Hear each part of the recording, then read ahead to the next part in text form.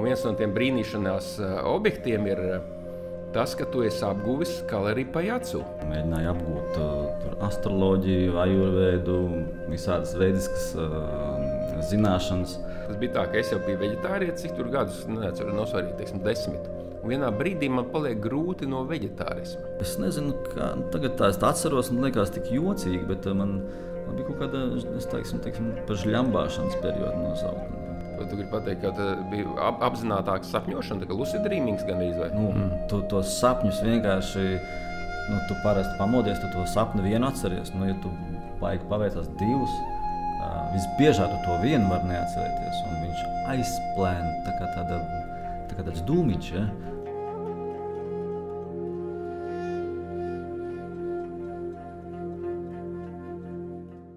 Sveiks, Andrej! Čau, Dāman! Nu, redz, kā tas beidzot ir noticis, ne? Ilgi gājām. Ilgi gājām. Ilgi locījos.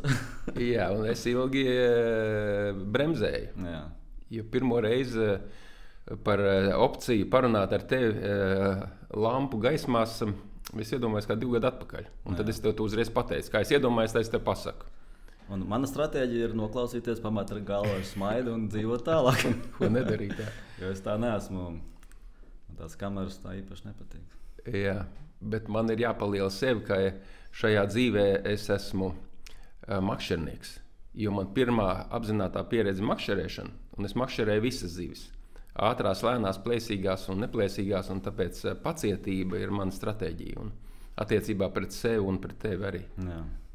Mana stratēģija ir reizēm neizbēgamība. Kad pienāk, tad pienāk. Īsti, šis ir tas īstais laiks un īstā vieta, es ceru. Mēs redzēsim. Nē, ir. Ir.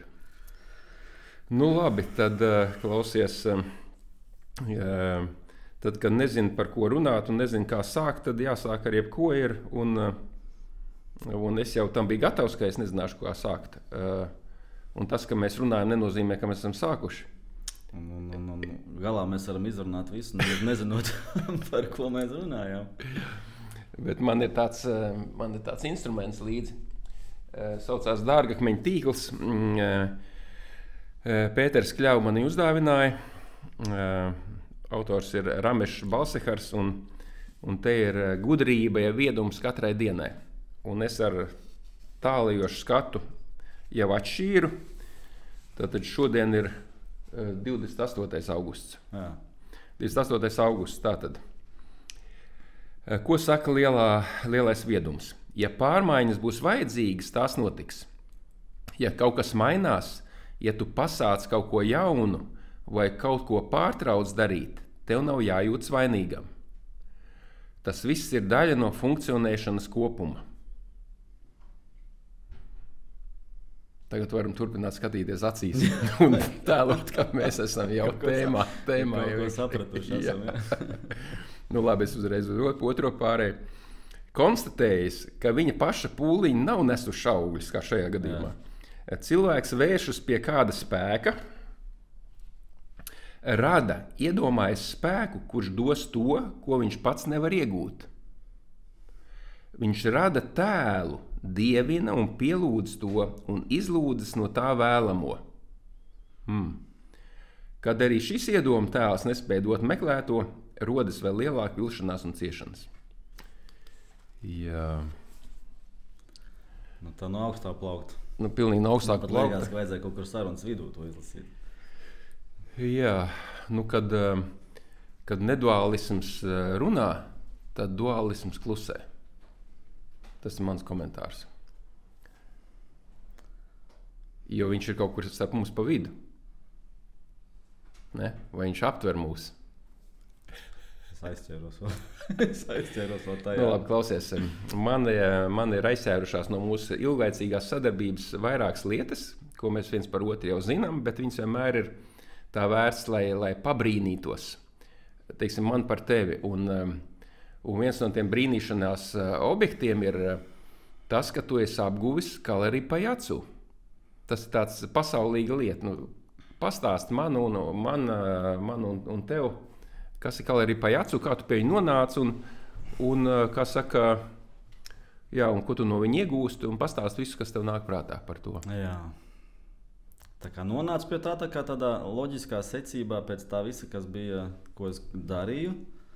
Es mācījos, mēģināju apgūt astroloģiju, ajurvēdu, visādas veidiskas zināšanas, joga un tā tālāk. Un tā kā tas viss jau bija tāda baigā tāda paka, un tad skolotājs Šiva, nav mums viena liela daļa no tās veidiskās paketes, kas tur ir, ja, ko Indijā var, kas ir pagaidām Indijā vienkārši saglabājies, bet sākumā bija saglabājies, bet tas ir diezgan izplaties pa visu pasauli, un Latvijā tas ir milzīgs centrs, un pietrūkst Kalaripayattu, pietrūkst tā cīņu māksla. Tur vēl bija dejas arī, bet dejas tas tā kā vairāk tur bija tās dejas indiešu, ir sieviešu tās tur tām visām skatīšanām. Pa Kalaripayattu ir arī deja? Nē, ir divas lietas, kas nebija mums tā kā, nebija tās cīņu mākslas un tās dejas. Jā. Un tad tās dejas tur kaut kāds, tur bija nedaudz viena sieviete, kas Šivas centrā. Un Kalaripayattu nebija. Tad mēs pameklējām, kur varētu dabūt Kalaripayattu tā, lai tīri iepazītos. Tad mums atbrauca no Vācijas pārstāvji, un tad mēs nonācām Indijā pie tā skolotāja Kanurā, Keralas štatā. Kalaripayattu ir no Keralas štata. Un sāku trenēties, sāku apgūt. Kas tas ir tāds? Kāds saknes? Saknes ir diezgan tāls, leģendās par to, ka Parašuram, kas ir viens no Višnu inkarnācijām, nometa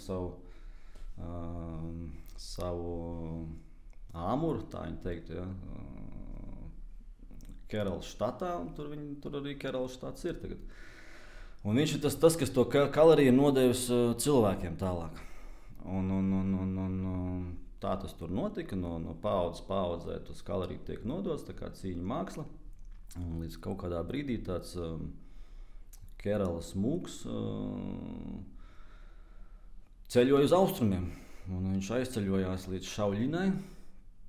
Un tur mūkiem bija problēmas ar aizsardzību. Visādi tur uzbrukumi bija un nācija viņiem aizsargāties. Un tā viņi sāka nodarboties ar cīņu mākslu. No tā ir izveidojuši Šauļinu, attiecīgi Kung-Fu. Tā kā tas ir Kung-Fu pirmsākuma, tas Kalaripayattu ir. Protams, Kung-Fu ir aizgājis ļoti populārs, un Kalaripayattu bija tāds ļoti lokāls un saistībā ar Britiem, ar Angļiem, kas bija Indijā, viņš bija apspiests, nedrīkstēja. Viņš vispār bija tā kā pagrīdē, nedrīkstēja nodarboties, tur nolikst atņēma visus ieročus, visu tā kā. Abrīnojami tas viss ir saglabājies, jo tur tā pa kaktiem līdz šai dienai tie kaloriji ir īstenībā apslēpti, jo nebija. Bija arī kaut kādi vecie tempļi, kur kaloriji notiek pavisam tādās mazās istabiņās, bet ar visu to britu, nezinu, kā viņi nosaukt, kolonizācijas laiku, tad loģiski, ka viņi bija vēl vairāk apslēpti. Kalorija vienmēr ir tādā klusās vietās, par to daudz nerunā, zem jumtiem un tā tālāk. Tā viņi ir izdzīvojuši. Un tad tas mans skolotājs Šerifka no Kanūras, viņš pats ir izbraukājis un savācis tās zināšanas par daudzām vietām, jo ir dažādi tie stili, ir tur ziemeļu, dienvidu, centrālais, un tad viņš tā kā nodarbojas ar to, kā atrast tos speciālistus, kas ir tādi tīraģi, un no viņiem paņemt vēl, kā apkopot tās zināšanas. Tā kā ļoti feina vieta, feinas zināšanas vienā vietā. Jā. Tu vari kaut kā minēt, kāda ir atšķirība no, teiksim, sambo, judo, karate un šīm mākslām, vai to nevar tā noformulēt? Tātad, pirmkārt, atšķirās tie stili. Tur tāds ziemeļu stils, viņš vairāk uz ieročiem ir ieročiem un formām. Mūsdienās ar ieročiem vairs nekaujās. Kas ir ieroči? Zobeni un zobeni, šķēpi, koki, vāles. Tādi lokani. Tur jebkas ir ierocis. Spieķīts. Liela dvielī iekārta, piekrama atslēga. Nopietni. Dvielis, jā. Paralēli laikam ierocis ir viss, jo tad viens no viņiem tā skolotājiem, viņam bija tehnika, kā salocīt vieli tā, lai viņi sviežot var pat sašķēdīt ķieģeļus, ko viņš arī demonstrēja. Wow. Tā kā ierocis ir viss, kas ir par rokai. Un tur arī, jā, ir arī prakses, kur tu mācies gan sviest kaut ko, jebko, jo katrai lietai ir savi atsvari un sava svara centri un kas tik tur nē, kā viņš lido, kā viņš rotē, kā kas. Un mācīties vienkārši sviest lietas. Bet tam nebija kaut kāds sakars kā, ar tempļu sargāšanas ideju, vai tas ir tikai tāda stāsts? Es godīgi sakot nezinu. Es gan arī man ir tāda selektīva atmiņas, atceros kaut ko, kas man ir interesants un reizēm aizmirst kaut ko, kas nav. Varbūt. Bet viennozīmīgi tas ir karaļnamos. Karaļiem, tie raģas vietējie. Viņi vienmēr ir, un pa Indiju jau daudz to cīņu mākslu ir. Tas kā arī pa Jatu ir tāds fundamentāli. Gan sens. Un tā ir daudz, kas tāda cīņu mākslu māte. Bet jā, ir kāda filma par to? Ir kaut kāds films, jā, es tagad atkal neatceros nosaukumus, es ļoti piemirstu reizēm tādas lietas. Ir, un ir pat ar manu skolotāju kāds films. Ir, Bet tas galerija, ar ko viņš, tāda viena atšķirība mūsdienās, kāpēc viņš nav tik liels, jo viņš nav, pirmkārt, nekad nav praktizēts, nekad pēdējā gadsimtā viņš nav izmantots cīņā. Tagad daudz cīņas ir aizgājuši tur MMA un kaut kur, un tie galerija cilvēki, viņi tādi reti ir tādi noskaņoti, agresīvi vai kaut kā dominējoši. Īpaši tie, kas ar ziemeļu stilu nodarbojās, viņi vairāk mierīgi un tā baigi ārā nelec. Kaut kā viņš nav aizgājis tādā cīņu, ka tiešām atsākt cīnīties. Jo tas galerija bija domāts, lai izdzīvotu, nevis lai tur pacīnītos. Un tā ir tā kā kara māksla, īstenībā tā būtu kara māksla. Ja? Tur, nevis tā kā pašaizsardzības. Līdz ar to karā tu ej, tu kā gūstektus neņem. Ja? Un tad viņi diezgan tādi brutāli viņi varētu būt. Un varbūt tas ir viens iemesls, kāpēc viņi arī nav. Jā, tas viss tādas tehnikas kaut kādas mistiskas ir un tā tālāk. Bet tad tu viņu apgūvi, ja? Jā. Tur Indijā apgūvi? Jā. Un tad tu viņu atnesi līdz Latvijai un mācīji šeit, ja? Jā. Bet kas man, un tas bija tajā jogas centrā. Šivas centrā. Jā. Un kāpēc man viņa ļoti iet pie sirds, jo man jau var tur sisties un kauties nepatīk un neinteresē. Bet tad visu kaut ko es te izstāstīju, bet tā kā tie, kas zina, varbūt ir, sveiciens saulē jogā, ja? Surya Namaskar. Tad, tā ir tāda kustība sērija, un tur var taisīt, un tā kā plūst, un tur izkusties, un arī nedaudz pacēla sirdsdarbību, tā kā asinsriti, visādi labumi. Tad, ja var iedomāties to, tikai sareizināt ar nezinu cik, un ielikt viņu tādā lielā kustībā pa visu telpu nevis vienā vietā. Tā ir tāda nodarba, kurā tu visu laiku, ir karatē vai kaut kādos citos ir tās formas, kaut kāds vai katas, vai kaut kas, ko ir kaut kāda kustība sērija. Vai tie ciguns ir, kas tur tās kustās un plūst. Tāda kustība sērija. Un galerija arī ir savu kustību sēriju. Viņa diezgan tādām lieliem lecieniem, lielām kustībām, ātri un diezgan fiziski tā kā prasīga. Ja? Un tad galā tu visu ķermeni izkustini, visus locītavus izkustini, tu jūties pilns ar enerģiju, ja tur ir runa par tiem smalkajiem visiem kaut kādām iekšējiem kanāliem, plūdumiem un kas tur kādā sistēmā, kā viņas tur nesauc. Tās visas izkustās. Visi tur bloki noņemās, jā. Es no pieredzes vienkārši zinu, cik tas daudz, tu var atnākt tāds saguris vai ar kaut kādiem mošķīšiem galvā tur pārņēmies drūms, vai varbūt pat ar iesnām, vai aizsistu degunu, vai es nezinu ko, un tu uztaisi kaut kādas tās formas, tās kustības, un tu elpa brīva, prāts ir priecīgs. Tev varbūt sirds tur pukst pie 200 pukstiem minūtē, bet tev ir tāds tā kā tev ir kaut kas noņemts, atbrīvots, iztīrīts. Tā kā mēs vienreiz tikko gājām pa Braslas to taku, un tur tas avotiņš. Tu padzeries no tā augstā avotiņa, un tev liekas, ka tu esi izlīdis no kaut kādas, es nezinu, tur muģā ārā un pamodies pēkšņi. To dod man kaloriju pašam. Tāpēc arī es viņu, lai es arī pašlaik viņu tur nepasniedzu, bet es viņu pats, ja man ir periods ar feinu rutīnu un viss man liekas ir sakārtojies, tad man katru dienu ir nedaudz kaloriju. Un es esmu priecīgs un apmierināts un labā formā, un pat daudz nevajag.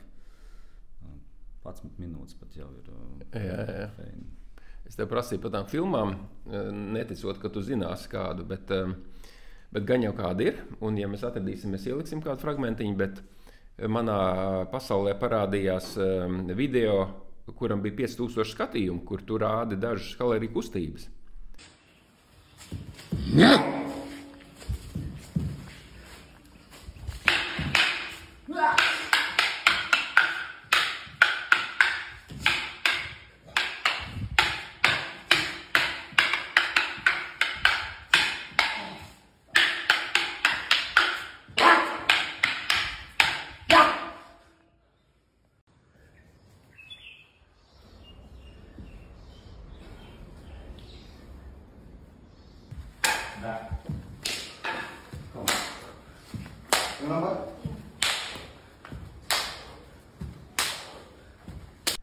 Vai viņš bija tādā kvalitātē, ka mēs viņu varētu te ielikt, varbūt ne? Kaut kur vēlāk? Jo tas jau iespaidīja, iedomās 5 miljonu skatījumu. Andrejs no Latvijas, Indijā dara to, ko dara, un tas ir kaut kāds... No kurienes, tur bija pāris video. Viens kaut kāds abrīnojums, tas visvienkāršākais bija arī tas visskatīgākais, jo tur bija vēl kaut kāda ar 3 miljoniem, vēl pāris ar pa miljonam kaut kādu. Bet es domāju, tur tie indieši paņēma, iedomājas, pusotras miljardus tur skatītāji. Viņam tur ļoti patīk. Tur pēkšņi kaut kāds bāļģījums, tas iet un spārdās. Tur tā reakcija arī dažāda. Atnācis kārtējais baltais nozagta zināšanas, aizbrauks uz Eiropu un pārdos par dārgu naudu. Tad ir arī tādi, kas tiešām patiesi no sirds priecājās, ka kāds kaut ko tādu dara un tā tālāk. Līdz pat tam, ka man tur bija kaut kāda Kerelas filmu studija, gribēju man filmā ielikt iekšā kaut kādā. Pa slikto varoni droši vien. Droši vien, pēc politiskās ideoloģijas jāatbilst būtu, kad sliktais ne. Tas gan būtu interesanti. Jā, un es atceros, man liekas, tas bija no... Kas man tas bija no tevis vai no Edvarda? Bija tāds par to, ka ir tā vieta, kad jūs bijāt uz Bolivudu aizbraukuši.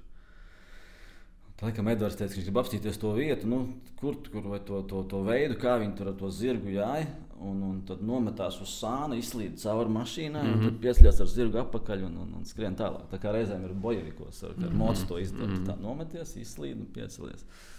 Jo tas vienkārši parāda to viņu Bolivudas to triku un to fokusu neiespējamību tādā, bērnišķīgi neticamā formā. Tā kā man bija tā kā pat interesanti būtu bijis, kas tad tādā filmā notiek, bet beigās nekas, un es arī vairs nebiju Keralā. Bet jā, tā kā tas bija tāds brīdis, tur visi kaut kā tur bija baigi safanojušies, bet... Jā, gan jau. Jā. Kam jānotiek, notiksies. Tāda interesanta tēma, un labi, viņi ir nonākusi Latvijā, viņi ir Latvijā pieejama, un neskatoties to, ka tu šeit nedzīvo pastāvīgi, kāds to turpina? Jā, man brālis Armands, viņš turpina pasniegt, turpinās nodarbības, nav tur sen darīts nekas, kas būtu tur kaut kādiem iesācējiem vai kaut kas tāds, bet tāda lieta vēl arvien ir, jā. Vēl arvien ir. Jā. Arī, es tagad Balī dzīvoju, tur arī es vienu brīdi kaut ko pasniedzu, bet tad tur tā studija nodeg un es vēl neesmu atsācis. Jā. Labi, tā kā visi, kas vēlās uzzināt kaut ko vairāk par kaloriju, viņam jāatrod ir Armands. Jā, jāatrod Armands. Ar uzvārdu Gailis. Armands Gailis, jā.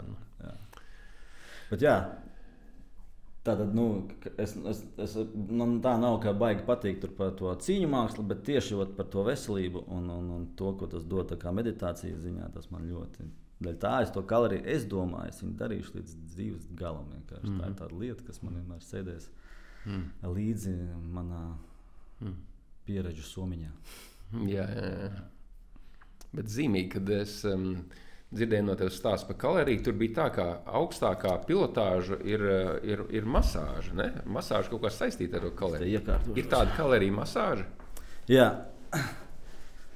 Tā sistēma ir tāda, ka tu sāc nodarboties, tur pirmie gadi nekas, un tad tur vairāk, tad tur sākās ar vienu ierocīti, ko tev iedod, tad tu tur kvalificējies vēl lielākam ierocītim, tad tu vari dabūt arī tur apgūt metāla ieročus un tā tālāk. Bet tad, kad tu esi jau ticis līdz kaut kādam sagatavotības un fiziskās izturības un mentālās stabilitātes līmenim, tad tev tā kā sāk mācīt to dziedniecības daļu. Un tās ir masāžas, jā. Un tās masāžas ir, tur arī ir iemesls vēl arī ir, kāpēc viņu sākumā varētu nedot un nepasniegt un nemācīt, ir tīri fiziski viņi tāds pasmags taisīt. Ir, nezinu, tur tās pozas, kurās tu viņas taisi tur uz grīdas, viņas tā kā visu laiku atrasties.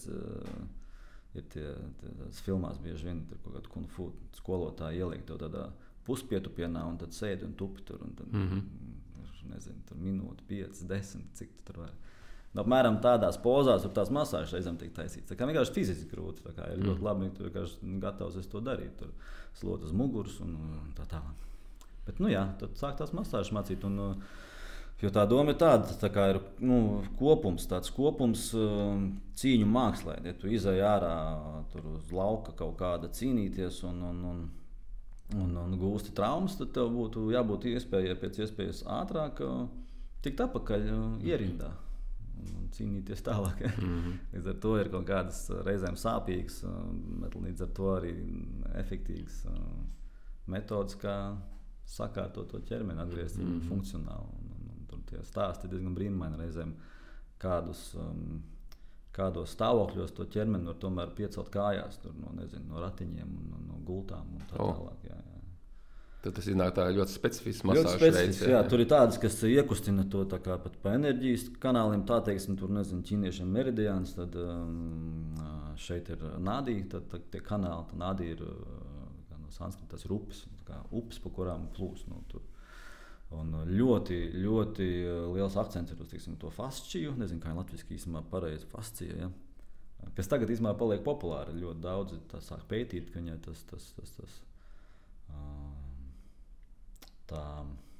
tā ietekme un svarīgums, ko viņa ķermenī dara, ir krietni lielāka, kā vispār bijis ir apzināts. Un ļoti liela tā masāža daļa ir uz to vienkārši izkustināt. Labi, tur tādā vienkārši parastā veidā limfu izkustina, muskuļus izkustina, asinsrites sāk strādāt, un tu paliec priecīgāks, un atkal kaut kādi mošķīši tev pazūd, un tu vari sākt dzīvot.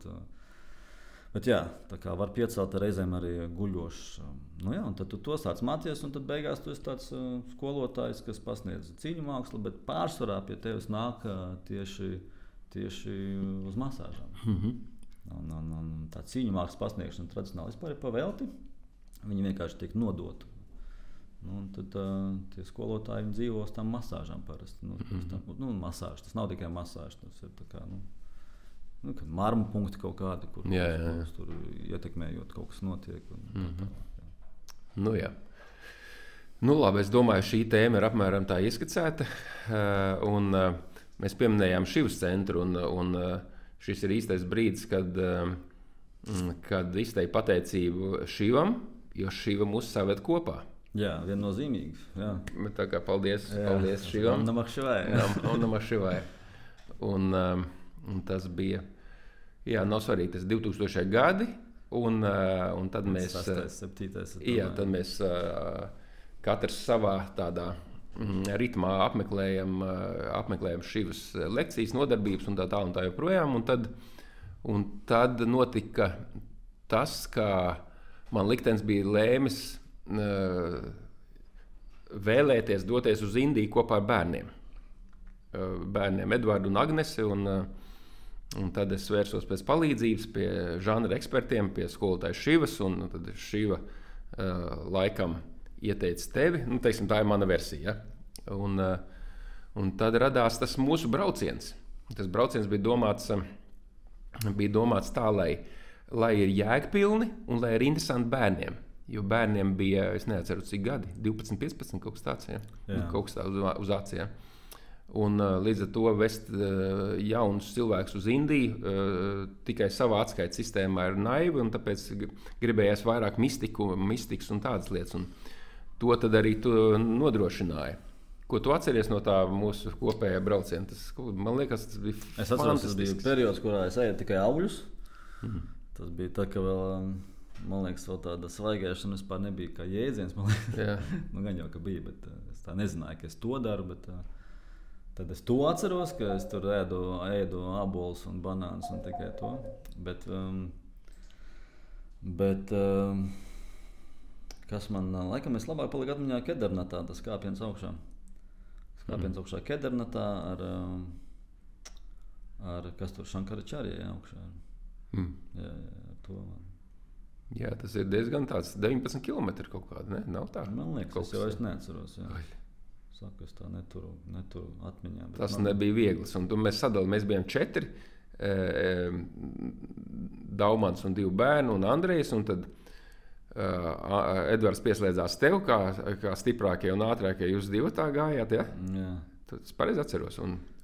Iespējams. Jā, un katrā ziņā... Es ar Agnesi mēs viens otru stūmām un vilkām un iedvesmojām, lai daudz maz nokļūtu līdz galam. Ar Edvardu es esmu daudz apbrīnojams lietas taisījis, ko es neuztaisītu. Uzkāpt Balī augstākajā kalnā, un tagad neesmu dzirdējis, ka kāds ātrāk uzkāps. Es savu mūžu neuzkāpu, bet kaut kā jātur līdz tiem jaunajiem. Jā. Tad es pieļauju, kad ar Edvardu arī mēs gājām tur augšā. Bet tā otra daļa, kas man ir, ko es toreiz atceros, tagad man tā sākas nākt apakaļ gaitā. Es laikam gribēju savākt tādu foršu paketīti ar tiešām interesantiem. Un pašam arī vienkārši interesanti bija atkal apciemot visus tos mistiskos. Pie kā tik mēs nebijām. Mēs bijām pie Potībabas, kas lastās varu plāksnītes. Jā. Mēs bijām pie Devraha Hansbabas, kas svēta metot tev augļus. Un kura dēļ es arī ēdu tikai augļus. Jā, pastāsti, kā tas notika. Tu nonāci pie Devraha babas un pastāsti, kā tu to atceries. Kur viņš atrodas vispār? Viņš atrodas netālu no Varanasi. Jā. Es pat godīgi sakot nezinu, kāds tagad status tur ir, bet tā viņa vieta, viena no viņa vietām, viņam arī ir Rišikešā māja. Viņš visu kaut kur tur ceļo apkārt, bet tur, kur es parasti viņas esmu bijis, vienmēr Varanasi. Viņš ir uz tādas platformas augšā, lejā nekāpj. Un īsti runāt nerunā, bet viņš var to ziņu, viņš nodod tādu dziesmiņu, es nemēģināšu blamēties un atkārtot viņu tagad.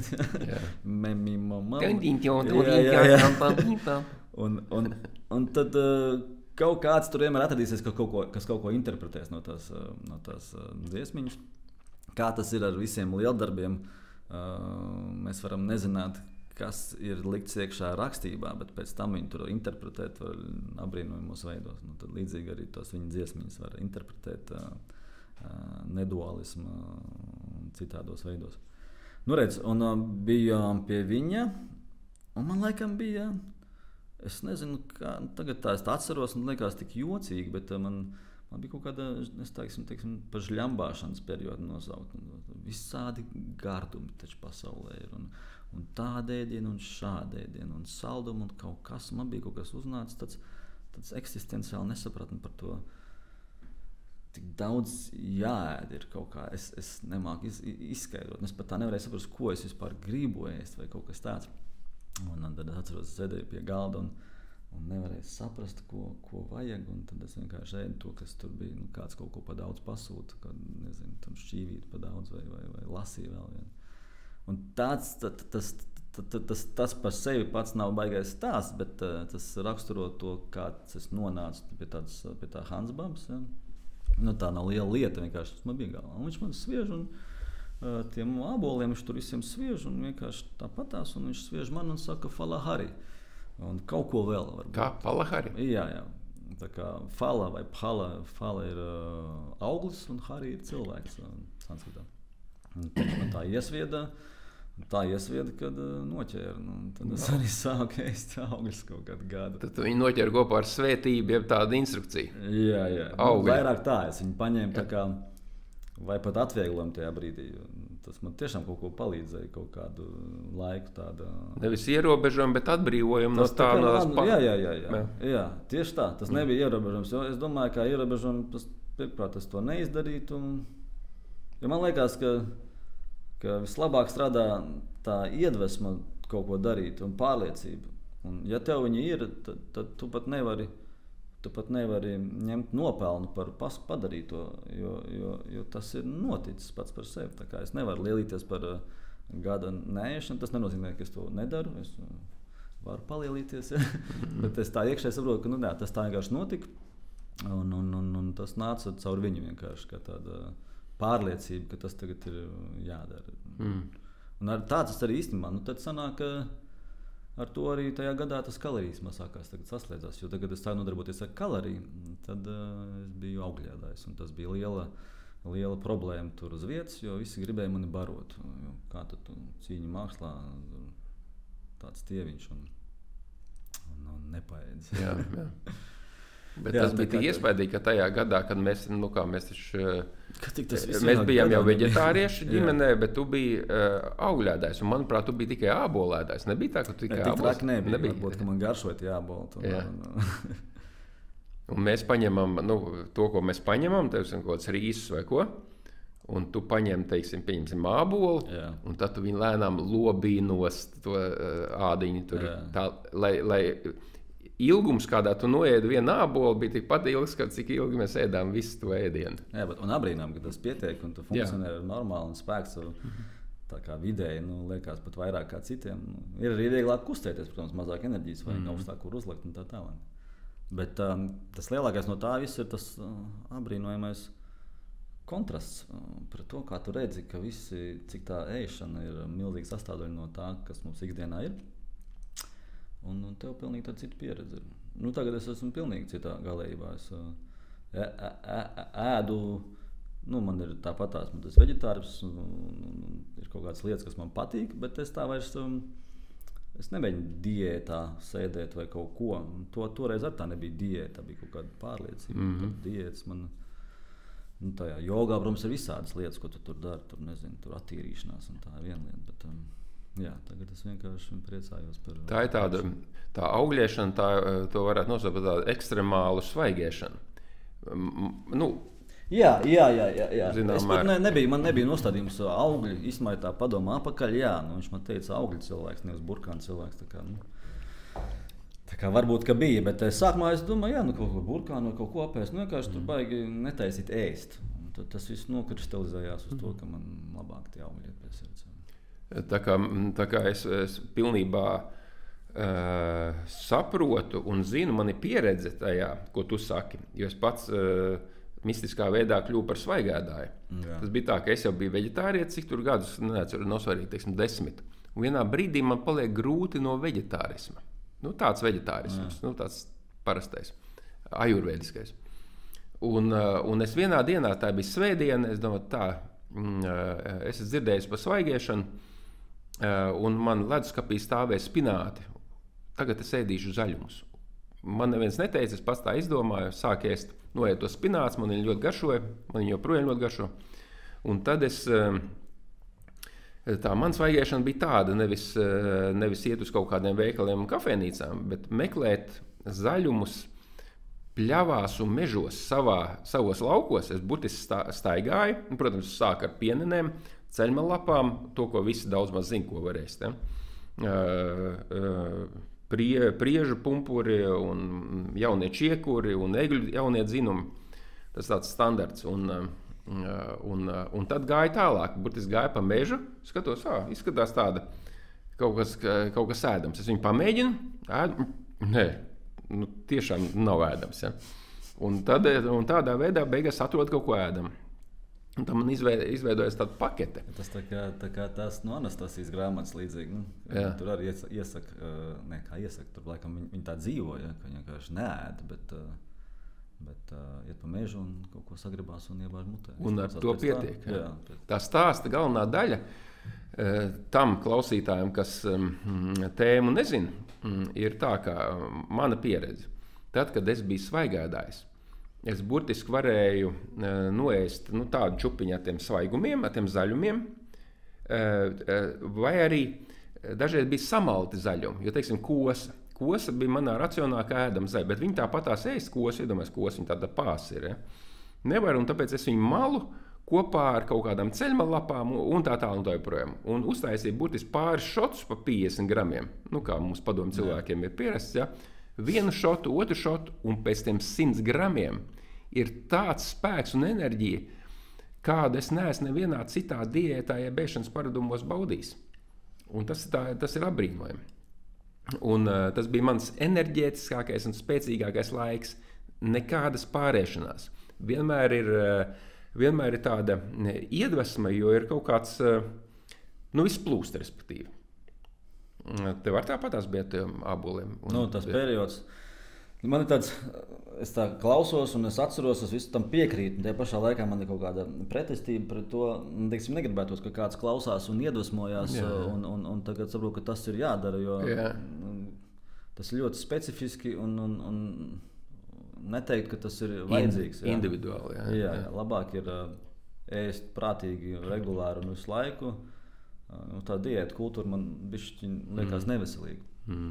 Bet es nevaru nepiekrist, ka tagad tas bija, tas stāvoklis viņš ir tāds nedaudz apgarots. Jā. Liekas, ka tu esi daudz vairāk saslēgts ar kaut ko. Tas man, tad paņem tādu otru, tad nevis otru, bet vēl ekstrēmākus galus, neēšana. Ja? Man nāk galvā uzreiz tas bija aizgājis uz mežu vairākus gadus atpakaļ ar somu, 4 naktis neēst, viens pudelīte līdzi ar ūdeni, nezinu, tur paklājiņš, uz kuru gulēt, ne tels nekas, ja?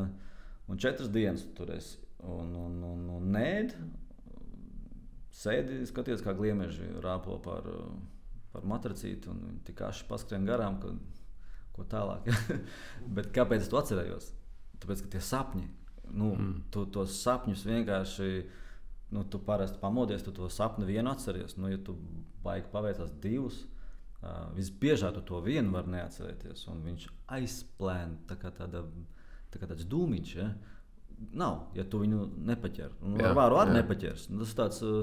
Tas vairāk tā kā pieturēšana ir, un ja viņš tā kā ir gatavs atklāties tev, tad... Vai tu gribi pateikt, ka tā bija apzinātāka sapņošana, tā kā lucid dreamings gandrīz vai? Nē, tas man nebija, bet tas, ka es no rīta pamožos un man ir 4 sapņi. Es biju paņēmis blociņu līdzi, un es viņus visus pierakstu. Tad es rakstot atceros 5. Un tad dzīvoju to dienu, un pēcpusdienu, bija taču 6. Un man nav jāies springst, es viņu vienkārši varu pierakstīt tā, kā es viņu tagad redzētu. Un, protams, tur ir mežs, tā ir vienbūšana, tur ir visādas lietas, ko tu tur paralēli dari. Bet es domāju, liela daļa ir tajā neēšanā. Viņi tev ļauj būt, nezinu, kaut kādā smalkākā stāvoklī. Tad līdzīgi ir ar to svaigēšanu vai ar to manu augļošanu. Nezinu, manā gadījumā man ir pieredze to augļošanu. Ka tu visu laiku esi tajā tādā apzinātākā, skaidrākā stāvoklī. Jo tu paēdi ir labi. Jā. Tagad ir vesels lērums tādu grāmatu un tie populāri tie koči un kaut ko, kuri saka, ka diskomfortā ir labi būt. No vienas puses nevar nepiekrist, ja tu sēdi komfortā un tā tālāk, neko jaunu tu nedari. Te visu laiku es tādā, kas saka, nečaku, ja? Un neesi atslābis, neesi pārāk apmierināts visu laiku. Var saprast, tas stāvoklis varētu būt statisks, jo runā no tādām veidiskās terminoloģijas, tad ir tie trīs tās gunas, un tā satve ir tāda tīra, un viss viņas ir vajadzīgs, visām viņam ir vieta būt. Jā, šis ir labs stāsts. Jā, atrasties satviskā stāvoklī. Jā. Tas ir vismaz iegūt to pieredzi, tas ir fantastiski. Teiksim, uz nedēļu kļūt par svaigādāju un paskatīties, ko tas nozīmē. Jā. Labi, šī nav reklāmas saruna. Bet man pašam tomēr bija tā, ka tajā svaigēšanas laikā es sev noformulēju, lai kaut kā sev pamatot, ka visi ēdieni, tā skaitā veģetāriskie, kuri tiek gatavoti, vārīti, cepti, viņi ir tā kā bez enerģijas. Es nerunāju tagad zinātnīs, es savā atskaites sistēmā. viņos tā enerģija ir nogalināta. Varbūt tur ir proteīni, olbaltumvielas un vispārējās labās lietas, bet viņos nav tās prānas dzīves enerģija. Bet manā tajā atskaites sistēmā zaļumos tu viņu paņem, tu viņu noplūst, tu viņu ēd, un viņā joprojām ir tā dzīvības enerģija. Un tas man bija pašam priekš sevis izskaidrojums, kāpēc es tik labi jūtos. Protams, tas, ko es teicu, nav pierādāms, tas arī nav jāpierāda, jo katrai lielai patiesībai pretī ir viena cita lielāka patiesība, bet tā es to toreiz sapratu. Kā viena neļauj patiesībai stāties ceļā labam stāstam. Ja? Jā, tieši tā. Jā, es nezinu par to prānu, tā kā ir kaut kāda loģika, kurā tas viennozīmīgi nevar nepiekrist. Kaut kāda, teiksim tā kā padomju laikos bija tur tās produktu klases, ja, tad kaut kāds tāds lapiņas vajag varētu būt eksporta prece. Ja. Bet gan jau, ka prāni ir visā un arī ka mēs te nedzīvot. Ja apēdot frīku kartupeļus, tad nomirt, un tas tā nestrādā. Varbūt viss ir tikai prānē. Un galā, es domāju, viss ir arī attieksme, manuprāt, stāvoklis. Nevar noliegt, ka kaut kāda specifiska ēšana tev palīdz nonākt kaut kādā prāta stāvoklī, bet kaut kāds prāta stāvoklis var, ja viņš ir stabils, palikt neietekmēts no kaut kādām materiālām izpausmēm, kā dažādi pārvārīti vai pāreļot ēdienu arī. Šie pāris teikumi pēdējā bija jau no augstā plaukta. Tos jau var likt jau grāmatiņā drukāt uzreiz. Tas bija labs, jā. Bet, jā. Jā, starp citu, pabeidzot nopaļoju šo to svaigiešanas tēmu, es atceros, kā es viņu no viņas tiku ārā. Man vienkārši apnika. Jo tur ir visu laiku jādomā, ko tad es malšu, kosu vai ceļmallapas, un kur es tur plūkšu vai no veikala kaut ko pirkšu. Un tad es domāju, labi, viss pietiks. Pieredze ir iegūta, paldies pieredzēji, un tad es kļuvu atkal par normālu veģetārieti. Un pēc tam no normāla veģetārieša es kļuvu par visēdāju, brīvēdāju. Jā, pieredze, tā ir mūsu tā bagātība. Jo dalīties... es varu tev prasīt tikai to, ko es zinu, kas ir tava pieredze, jo tad tu stāsti. Tas esi tu, jo tavu pieredze esi tu, man pieredze esmu es. Ja mēs vienkārši nododam gudrību, kas ir grāmatā, tad mēs esam pasniegti, nevis pieredzes nodevēji. Ne? Man liekas, ka lielākā daļa publiskajā telpā kaut kādas gudrības stāstošo personu ir zināšanu devēji, kuri... Un nevar teikt, ka tas ir noteikti slikti, jo informācija tādā interesants nesējs ir kaut kam citam. Tu, nesaprotot informācijas dziļumu, vari nodot kādam to pašu informāciju, kurā viņš viņu uztvers 3 reizes dziļāk par tevi pašu. Mums tā informācijas laikmets mums ir, kurā trūkst bišķiņ dziļumu. Un par to pašu tieši to veģetārismu un to, ko tu saki par to, kā tu nosauc brīvēšanu vai kaut ko, kas man tādā stāstā liekas patīkams, ka tur ir kaut kāds termins, tur veģetārietis, un tur ir kaut kāds svaigēdājs un tā tālāk, un tu beigās nonāc pie kaut kādas savas sapratnes, kā tu ēdi, kurai vairs nav termina, tur esi tur tāds vai šāds, vai tu esi tur ajangara jogas piekritējs vai tur kaut kāds tur aštangists vai kaut kas, ka tu izai ārā no tiem aprakstiem un nezinu, tā kā leibeļiem, viņas tur, nezinu, kā latviski, tā kā apzīmējumiem. Un tā kā atbrīvojies un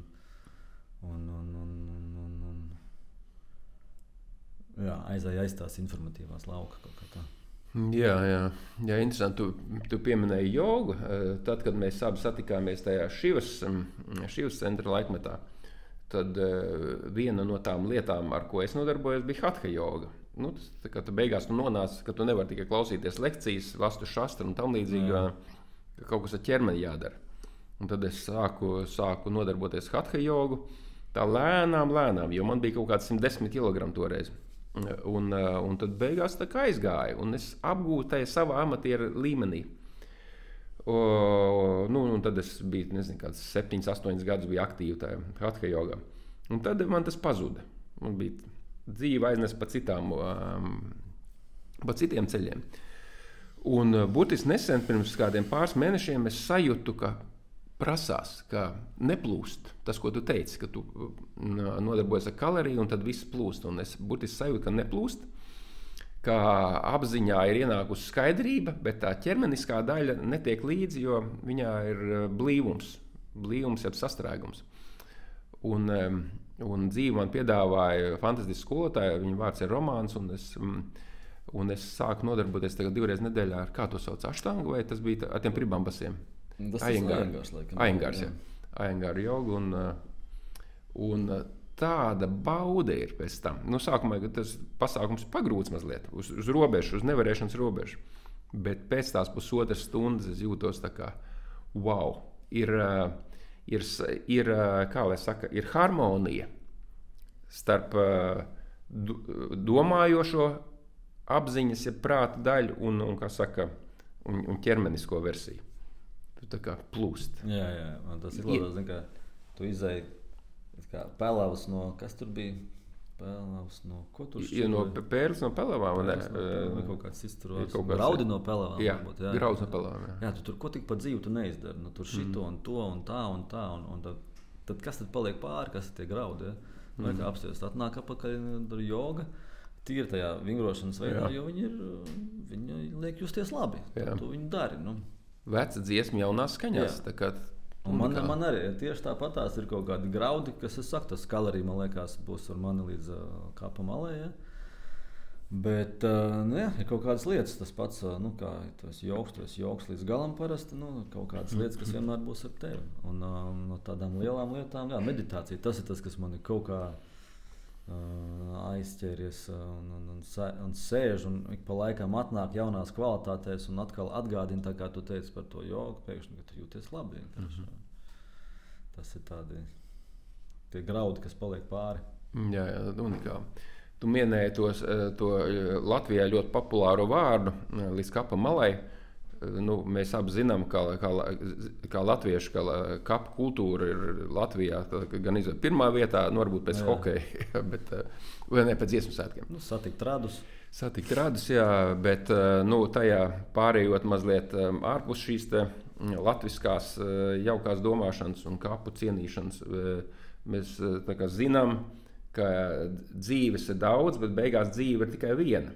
Un tas, kas ir saistīts ar kapu, jeb miršanu, iespējams ir tikai pārēja no viena apziņas stāvokļa citā apziņas stāvoklī.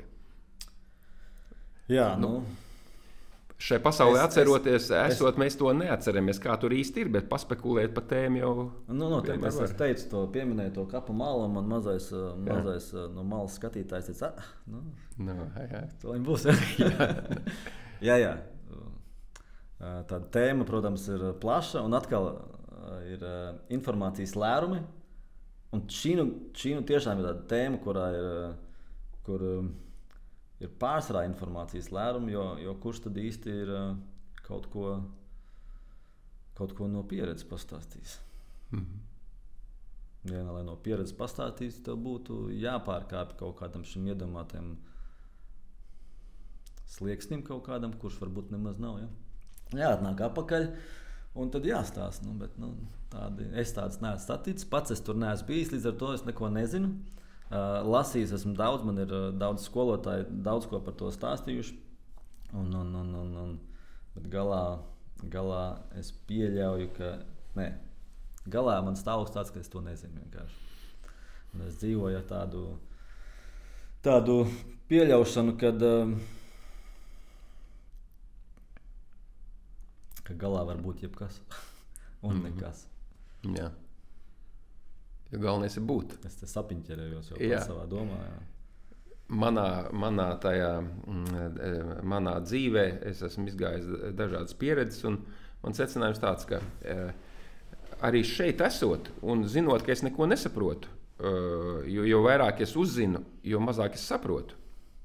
Tas paradoks. Un tas dod tādu iekšējo brīvību, taču, lai vispār būtu par kaut ko parunāt, jēga, es esmu izdarījis secinājumu. Es izvēlos pats, kas es esmu.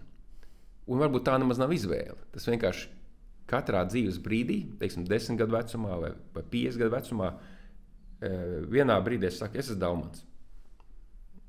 Lai ko tas nozīmētu. Tad vienā brīdī, atceries, es biju sarakstījis tādu veselu 70 lapspušu apcerējumu par to, kas es esmu. Nosauc viņu par atmodas manifestu. Man bija visa mana apziņa salikta tajā 70 lapspusēs par to, kas es esmu.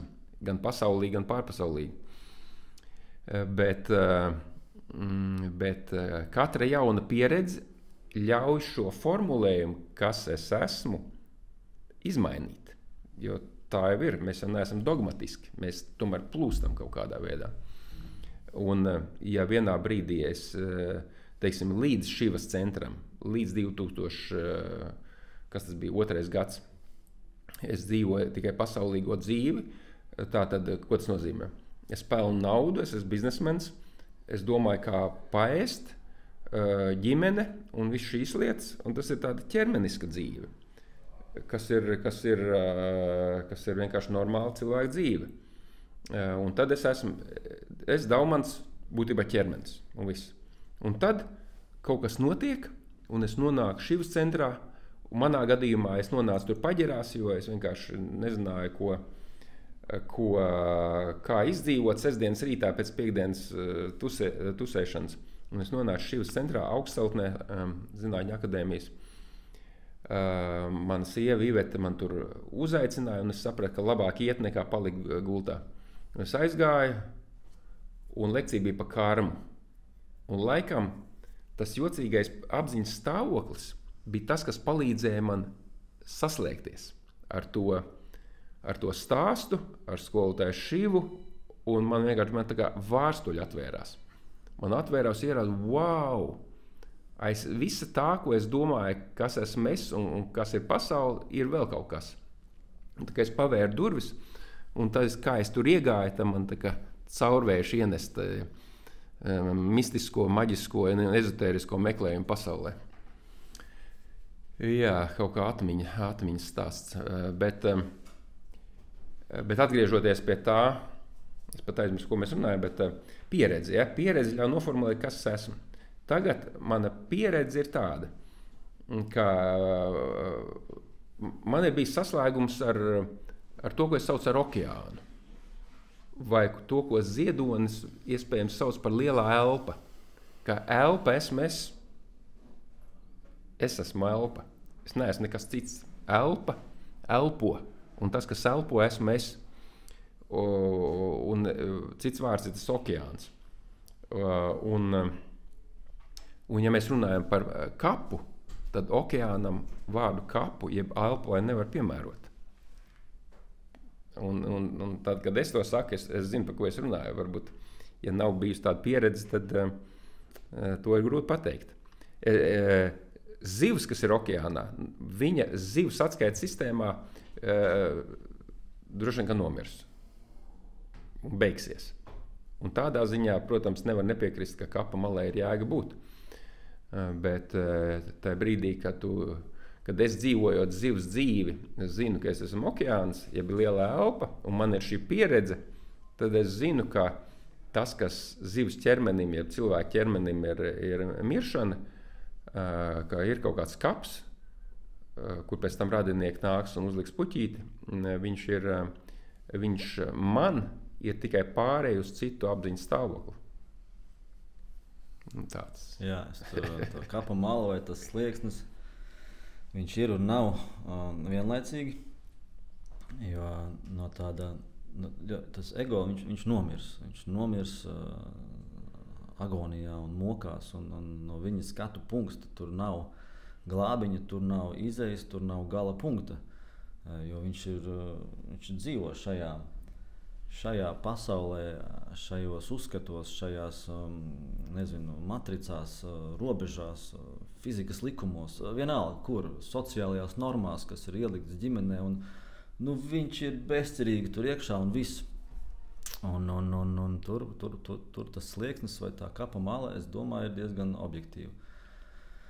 Bet vienmēr ir tas malā esošais, klāt esošais, iekšā esošais, vienīgais esošais vai kaut kas, ko es sadzirdēju tajā, ko tu saki par to okeānu, kuram nav tā sliekšņa. Kāds slieksnis varbūt tas ir pastīties uz citu pusi, tur nav puses.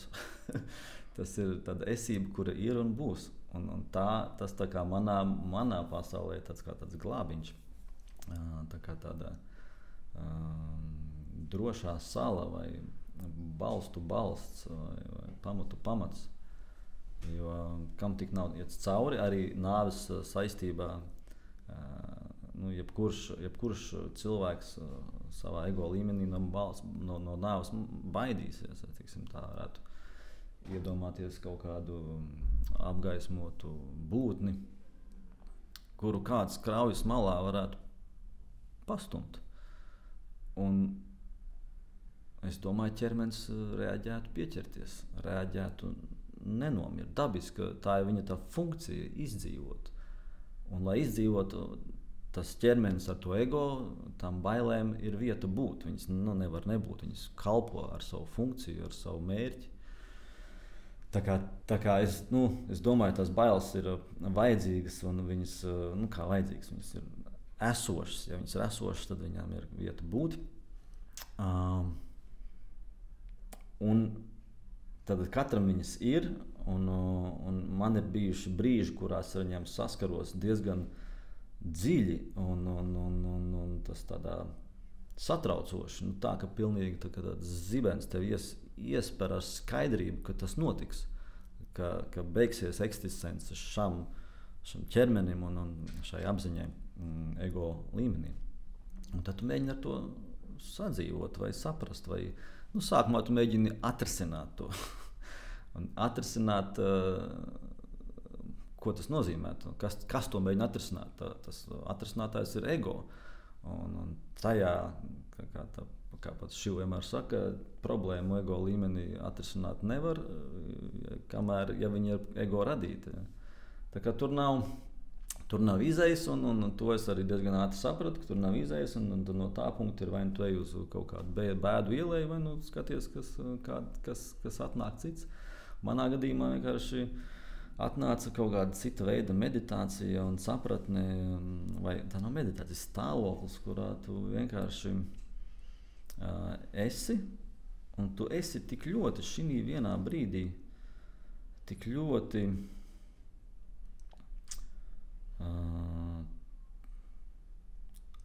aiz kaut kādām formām un vārdiem, un tad, ka pazūd laiks un pazūd pat jautājumi un viss kaut kas tāds, ka tā mana, tas, kas man, nezinu, tā kā tāds kopsaucējs vai tas rezumē tam stāvoklim varētu būt, ka tu varētu pat nepamanīt, ka tu esi nomiris no tā stāvokļa. Jo tu esi šeit tagad. Tu esi šeit tagad ar ķermeni, tu šeit tagad sēdi, un tu turpini būt te un tagad un visu laiku, kurā nav tas formas un tas termins, kā kaut kāds iepriekšējais vai nākušais stāvoklis. Es domāju, tas ir vienīgais ceļš. Jā. Nezinu, nevar teikt ārpusi vai uz priekšu vai kaut kā, bet es to redzu kā vienīgo veidu. Man nāk prātā tāds formulējums, tas ir stāvoklis būt, esības stāvoklis tagad, un mēs abi atceramies vienu cilvēku, skolotājs Gunāriņš. Latvietis Gunāriņš, viņš bija ļoti specifisks. Kā jau skolotājs, kā šāva, tā trāpīja, un tās metodas bija diezgan netradicionālas, ja tā maigi izsakoties. Bet viens no viņa tādiem padomiem, jeb aforismiem, ko viņš man iemeta, viņš saka, Daumant, mācies būt stāvoklī būt. Tajā brīdī, kad es to dzirdēju, man bija nepatika. Jo tas kas toreiz to dzirdēja, es nezinu, kas tas ir. Es jūtu tādu dusmas. Kāds būt? Ko tas vispār nozīmē? Būt? Ko es sēžu, ko es esmu. Ja? Ko tad es gribu? Ja? Ko es esmu? Ja? Un pagāja tiešām gadi meklējumu un atradumu. Līdz es tagad varu pateikt, ka zinām atskaites sistēmā es zinu, ko nozīmē būt. Jo es esmu bijis un es esmu. Un tad, kad es saskaros ar stāvokli būt, katram tas var notikt citādā veidā, tu viņu nevar pazaudēt, tu zini. Dažreiz TikTokā vai YouTube'ā ir tajā video, kur tu tā kā sākumā skaties un redzi kaut ko vienu, bet tu skaties ilgāk, un tad tu redzi to, kas ir vēl tur redzams. Un tas ir par to, un tā, kad tu to ieraugi, tu vairs to nevar pazaudēt, to skatu. Tā kā tev ir divi skati, parastais skats un otrs skats. Tāpat ar to stāvokli būt. Tā kā viņš atnāk, tad viņš vienkārši ir, un viņš tā kā iekšēji var staigāt ar viņu, var runāt ar to stāvokli būt. Pat var nolēmt viņu dažreiz pazaudēt, bet tu viņu vienmēr var tā kā atsaukt atpakaļ. Jā, vai arī viņš vienkārši tev pēkšņi pārņem negaidītā brīdī, jā, kā tāds emocionāls pārdzīvojums vai atklāsme kaut kas. Mm-hmm. Jā, man šajā visā vislabāk patīk tas, ka nevis patīk, bet kā es mēģinu, vai tāpat nav mēģināšana. Es kaut kādā brīdī es sapratu to informācijas gūzmu un apjomu, kas ir iegūts un uztverts. Un tad, kur tajā visā ir tā tava zināšana vai tā tava būtība vai esība. Un tāpēc mazai sanāk tā kā no jauna visu atklāt un visu saprast, jo tev tur, kā tu teici, kāds tev pasaka būt, bet tev jāatrod tas savs būt. Viņš ir pilnīgi cits, kā tas Gunārs viņš te bija domājis. Un gan jau, ka tā arī ir. Protams, jā. Bet jā, tas man tāds pēdējo gadu ceļš bija vienkārši saprast tās savas esības un savas būtības. Un es esmu priecīgs, ka man tāds tas ceļš tieši arī ir. Jā, zīmīgi, jā. Bet vēl no mūsu ilgās pazīšanās šajā dzīvē es atceros, ka tu esi cienījams un zinošs astrologs, horoskopu zinātājs un tā tālāk. Tur ir vairāk aspekti, tāpēc es viņus neminu, jo negribas galīgi sablamēties. Kā tu tagad redzi? Tu vēl praktizē to? Jā, jo, manuprāt, tas ir kaut kas tāds, ko nevar aizmirst. Kā tas ir? Tieši tā, to tā nevar aizmirst. Un tas kaut kā paliek, viņš izkristalizējās. Es nav tā, ka es to praktizēju pašlaik. Tā ir vēdiskā astroloģija. Jā, vēdiskā astroloģija. Bet, man ir kaut kādi cilvēki, kas vienkārši mani zina un atcerās, un tad viņi vēl ar man kaut ko jautā, un es vēl ar vienu, protams, arī atbildu. Bet kādreiz es to darīju ikdienā, tā kā tādu, kā saka, maizes darbs, ja? Mm-hmm. Bet tagad es to vēl ar vienu daru, tā kā tie, kas man zina, kas atcerās un kas man prasa. Jā. Tas tā kā visu laiku tiek uzturēts bez manas līdzdalības. Jā. Nu, bet tev pats vārds astrologs vairs nav nekas tāds super. Visi zina, ka ir tāda astroloģija. Bet, manuprāt, ir interesanta tā virtuve. Tas, ko var pat saukt par astroloģiju, viens ir, ka tu zini horoskopu, pārzini to veidu, kā viņu lasīt. Un tad ir kaut kāds kauliņus var izmest. Un varbūt vēl kaut kādas metodas. Ko tik nevar, jā. Nu, pastāst mazliet, kā, teiksim, ja tev ir kaut kāds grūts gadījums, kāds ir tavs tas ceļš, kamēr tu sajūti, kā ir ko teikt? Jā, pirmkārt, jau, es tādu astroloģiju kā tādu uzskatu par tādu instrumentu, un es pieļauju, man tur ļoti daudzi astrologi noteikti varētu nepiekrist, bet kas man pie tā palīdzējis un novest, ir tās daudzās astroloģijas formas. Pašlaik nerunāju par tām kauliņu tā tālāk, bet pats tas pamats, kā tiek aprēķināts tās dzimšanas kartes un kā tiek aprēķināti grādi planētām un tā tālāk. Un visi bliež kaut kādās savās sistēmās, un viens tur ir rietumniekā, viens ir veidiskais, tur ir kaut kāda vēl kaut kāda, un tad tur tajās iekšā, tajās sistēmās ir frakcijas, kuriem ir savas kalkulācijas un kā. Tad tu vari paņemt vienu programmu, kur tev iedos bišķiņu savādāku, otru, kas iedos bišķiņu savādāku, gan abas it kā seko vienam. un galā var saproties. Un tā mana mīļākā astroloģijas forma ir jautājumu astroloģija. Pie manis atnāk kāds ar jautājumu, un es skatos, kurā brīdī piedzimis ir jautājums. Tā it kā būtu piedzimis cilvēks. Ja piedzimis cilvēks, viņam izveido astroloģisko karti, kur balstās uz to, kur ir kaut kādas apkārt planētu novietojumi attiecībā pret to vietu, kur tas piedzimis un tā tālāk. Un tādu pašu pieeju tu izmanto pret jautājumu. Piedzimis ir jautājums, un tu viņu var atbildēt. Tas dod tādu ļoti specifisku, tieši šim brīdim aktuālu skata veidu. Ja tu esi piedzimis 30, 40, 50, 60 gadus atpakaļ, un tu atnāc ar kaut kādu jautājumu, tu tur izmalties cauri tiem astroloģijas džungļiem līdz šim brīdim, līdz šai specifiskai situācijai. Manā galvā tas liekas sarežģītāk nekā izmantot to jautājumu astroloģiju. Citiem ir savas spēcīgās puses, un varbūt kādam tas ir daudz vienkāršāk caur to. Bet kas man mulsina, ir tieši tās daudzās sistēmas. Un līdz ar to, ja man kāds atnāk ar šādu jautājumu, un es šajā brīdī nezinu, man viena telefonā, viena programmiņa, kas kaut ko izrēķina, man netīšām priekšā datorā ir otru, kur izrēķina savādāk, es būšu pazudis. Pazudis ir mana pārliecība par to, ko es redzu, par jautājumu. Līdz ar to manā galvā tas ir instruments, tā kā ir, nezinu, cilvēkiem ir taro kārtas un vēl neskas. Instruments, kurā tu kaut ko vari runāt, stāstīt un pateikt. Un es tik ļoti nepiesienos tām visām.